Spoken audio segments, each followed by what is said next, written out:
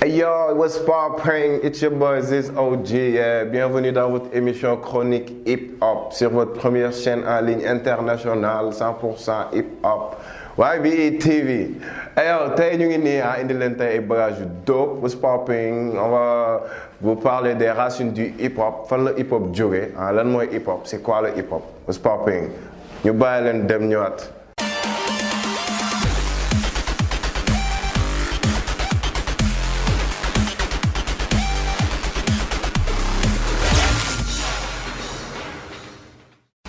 Yeah, what's up? Mu ngi noonu donc tey dañuy ñëw ak yéen ci les racines du hip hop fan la hip hop jógee comme gars yi ni ñu ko waxee rek dañuy topp seen trace gars yi nee nañ mu ngi jógee ci DJing ñii ñu ngi wax leneen ak leneen bon ñun lu ñu gis mu ngi on a dit que ne le gars qui l'a créé il s'appelle Kevin Donovan de Africa Bambaataa boo demee Google boo tapee di nga gis kan mooy Kevin Donovan Africa Bambaataa nee nañ moom moo créé hip hop c'était un DJ ku aay donc gars yi nee nañ c'est les internautes qui parlent pas moi donc nee nañ hip hop si DJing la jógee donc DJ yi ñoo doon ñëw xam nga di xoos platine yi di xoos affaire bi di neex xam nga jékki-jékki si biir xoos bi ay dance ñëw si biir crump fii nii yéen ñëpp xam ngeen luy crump je pense gars yi di crump affaire bi di neex DJ yi ñëw di xoos crump yaa ma gën a xam ci biir muy dox di dance créé wu foofu noonu genre break dance donc lépp ci hip hop la bokk mën nañu wax c'est large quoi culture break dance ñëw si biir dugg si ñuy xoos ñu demaat ba ci biir a biir am gars yi ñëw wut mic xam nga maa ngi ñëw fii comme c'est le cas de ay ñoom DJ Khalid nga xam ne DJ Khalid ñëpp xam nañ ko ku mu propulsé wul demoo maanaam ku mu waxul ci yow mooy loolu quoi donc DJ Khalid ñëw bon du ma ne DJ Khalid genre ñoom DJ Khalid ñëw xam nga te mic wax affaire bi ànd ak xoosu DJ bi ñu boole ko ci mu dugg lépp hip hop la kooku tamit indi culture am ñu dem di dem donc break dance ñëw DJ yi ñëw fii xam nga yaa ko gën a xam genre ñoom DJ Khalid sax laay wax nga xam ne ku ñu posul ci hip hop bi doo dem mun naa wax loolu noonu donc ñooy ñëw te mic xam nga wax yee patati patata xam nga affaire bi ànd di shout out ma man DJ Tall nga xam ne bon mu ngi def liggéey bu nice ci game bi xam nga di xool jeune talent yi di leen invité ci ay émission di leen propulser shout out à lui big respect DJ Tall donc muy ñëw xam nga affaire bi ànd dem ba ci biir lyrics si ñëw donc luy lyrics mooy yow da ngay ñëw nga téye mic xam nga wax tegu ci beat bi yaa ngi comprendre wax affaire bi ànd quoi ñu ne yee kii teg na lyrics donc fa la hip hop jóge rap ñëw xam nga di tegu ci beat lyrics def battle donc di yëpp day ñëw xoos sama gars yi ñëw DJ yi ay ñoom DJ Taal yooyu noonu ñëw te mic bi tasaare wax yee patati patata MC si ñëw jël mic def battle freestyle lyrics yi dugg ci biir boom hip hop mu ngi noonu loolu mooy hip hop donc ñu bëri déjà ñu ngi ci game bi xamuñu luy hip hop xamuñu fu mu jugee te c'est très intéressant genre yow ci li nga nekk nga gëstu ko xam lu mu doon puisque ñu ngi ci hip hop ñu ngi ci game bi on est toujours là di indi ay affaires yu dope parenthèse la woon rek léegi entrons dans le vif du sujet muy hip hop rap tey dañuy ñëw ak yéen ci Mr Tory Lanez kenn dootu ko présenté après mu génne son album Memories Don't Die mu ngi continuer di def ay affaires yu tàng di dóor ay concert di ko feesal xam nga récemment la génne benn clip du nom de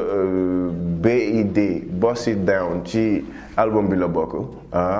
Memories Don't Die dama leen di bàyyi tuuti ngeen ñam clip bi dellu si waat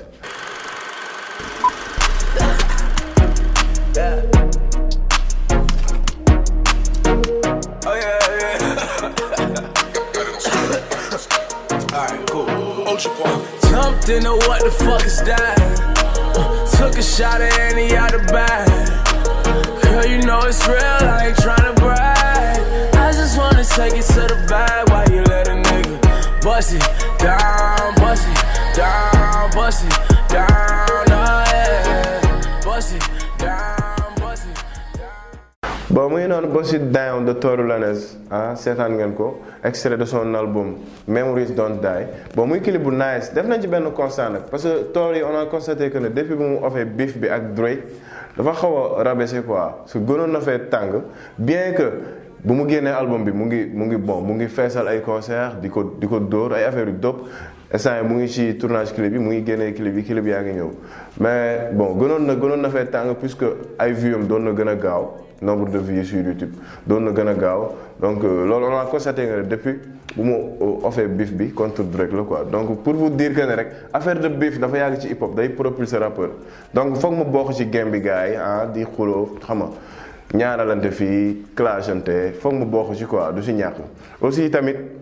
benn affaire am na quoi il est un peu trop féministe il y a plus de meufs que de mecs dans ses clips quoi Tory Lanez c'était juste un constat nag loolu lañu gis xam nga te lu ñu gis la ñuy wax voilà dañuy jógee États-Unis dellu si tuuti Sénégal Galsen si benn affaire de conflit de génération am ay nante def nañ constat boobu noonu def ko son def ko clip et dafa jàll quoi bien que am na ñu bëri ñu ci waxul mais c'est très intéressant on va juste aller regarder le clip Generation de Julio Lapsuli featuring Ada Cannibal c'est un extrait de son album Urgence ñu bàyyi leen ngeen seetaan ko ñëwaat.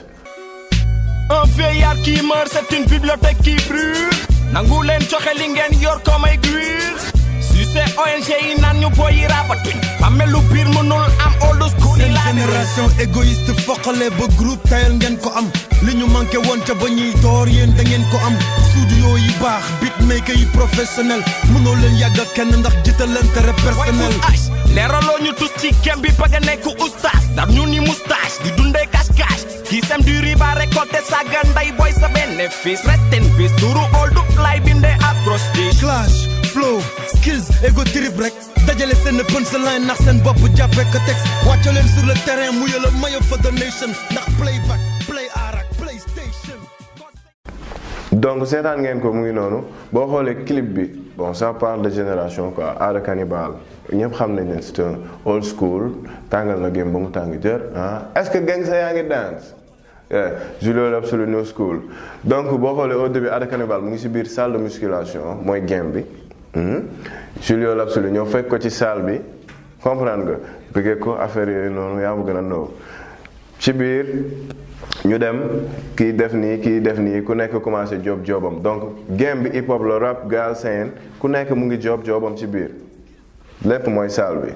ñu dem ba ci biir xam nga créer ay affaire ay ring xam nga boo xoolee ci ring bi Ada Cannibal dafa ñëw ak public old school am Julio Lapsuli ñëw ak public new school am donc génération bu nekk kii indi yëfam xam nga ñu ñëw tegu ci ring bi dóor muy affaire bu dope c'est très intéressant puisque game bi instant bii nii bon am na yoo xam ne duñ ko souligner puisque te mu ngi ci quoi boo xoolee game bi nii am na conflit de génération am na ci quoi boo xoolee grand yi ak boy yi am na benn diif bu ci nekk tu comprends parce que am na boy yoo xam ne jubóoñu ak grand yi am na grand yoo xam ne jubóoñu ak boy yi te loolu du mun naa ne bon du lu nice nekkul loo xam ne day jëmale game bi kanam ñun ñëpp ñu ngi ci game bi mag yi Ada Cannibal ñu ngi ko fekk ci salle de musculation bi donc lu gënoon nice dañuy ñëw ñuy dóor mu ñëw fekk si ñu nekk suñu moniteur yeneen sip moo gënoon nice quoi ko xama ñëw indi ay mettit jéem a mettil fii di jaay que ne mooy loolu quoi mais boo xoolee ba ci biir aussi ci biir clip bi son bi y a du lyrics quoi ngeen déglu lyrics yi xam ne game bi ñoo ko bokk grand yi muy boy yi ñëpp game bi ñoo ko bokk ku nekk am na ci wàll salle de musculation la rek comme nu ko gars yi décrire foofu ñëw def li nga mën génn dem sa yoon c'est juste ça muy affaire bu nice dañuy jógee foofu encore dañuy continuer tey dañuy nekk ci new generation bi quoi mooy loolu puisque ñoo xew donc un gars booy boo xam ne bon mu ngi percer bien que mu ngi ci label ak yeneen ay moromam mais mu ngi percer mu ngi wane boppam mu ngi wane boppam mu ngi jaay boppam mu ngi génne ay track boppam di percer carrément muy le cas de BMJ from Yoff City Reptile Music ok génnee na ay track génnee na Marwan 0 Marwan 1 Marwan 2 muy ay affaires yu dope dama leen di bàyyi ngeen seetaan Marwan 0 Marwan 1 Marwan 2 ñamal leen ci bu nekk ngeen déglu booy bi BMJ from Reptile Music what's popping. Reptile Music.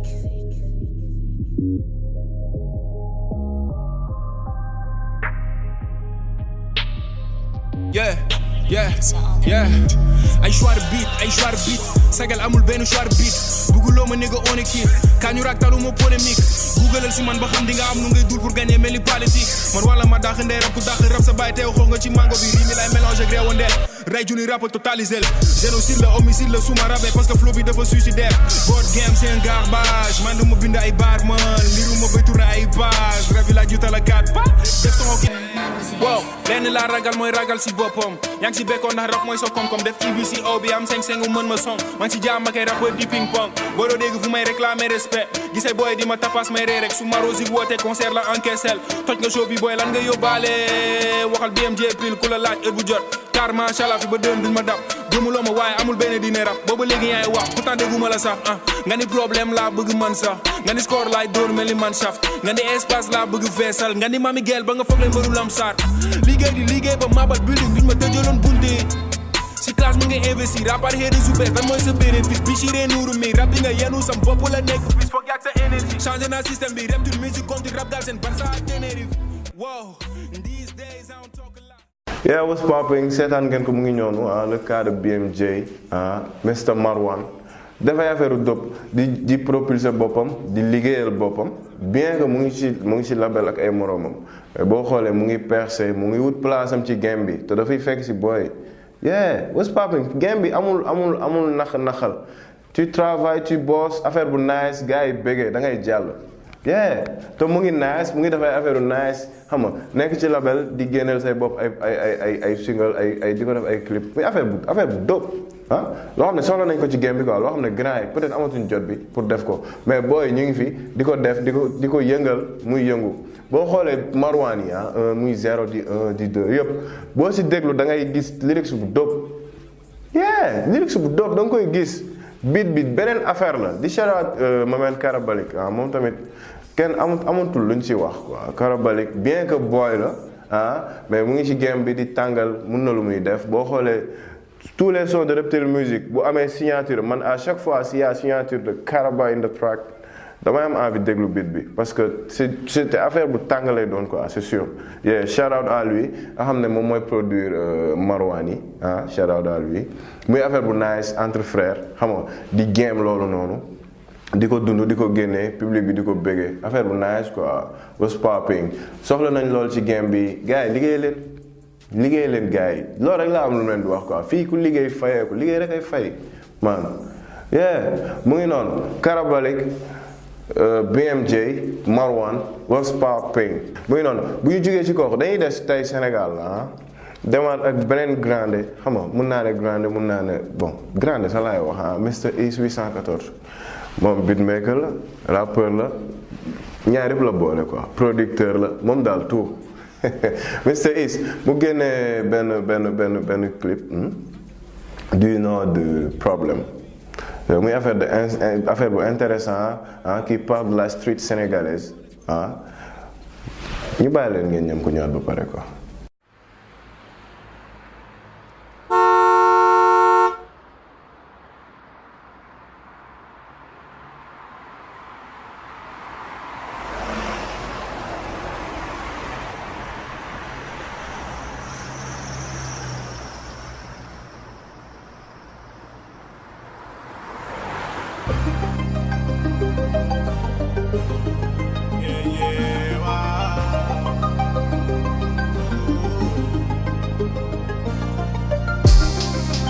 Danga am problème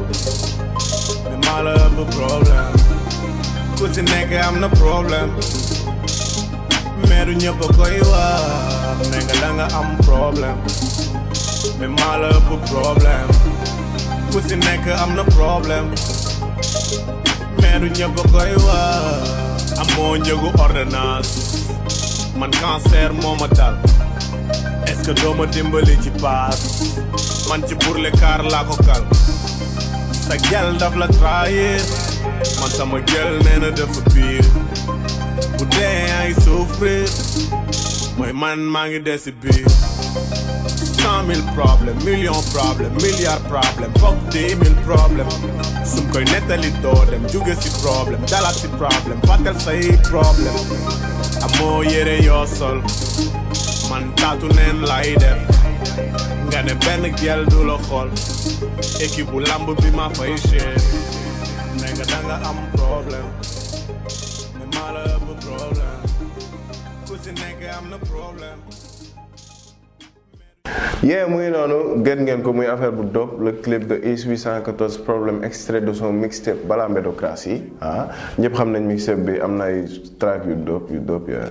trop dope même. Is 814 pour ñu ko xam mun naa ne ñëpp xam nañ ko sax c'est un beatmaker producteur rappeur mun naa ne lépp la dafa boole lépp quoi moom est-ce que créewul hip hop sax what's popping bon pour ñu ko xamul daaw amoon na benn beef bu amoon entre ñoom Omzo Dollar Dip Doundou Guiss Is 814 paraît qu'il avait produit un son de Dip Doundou Guiss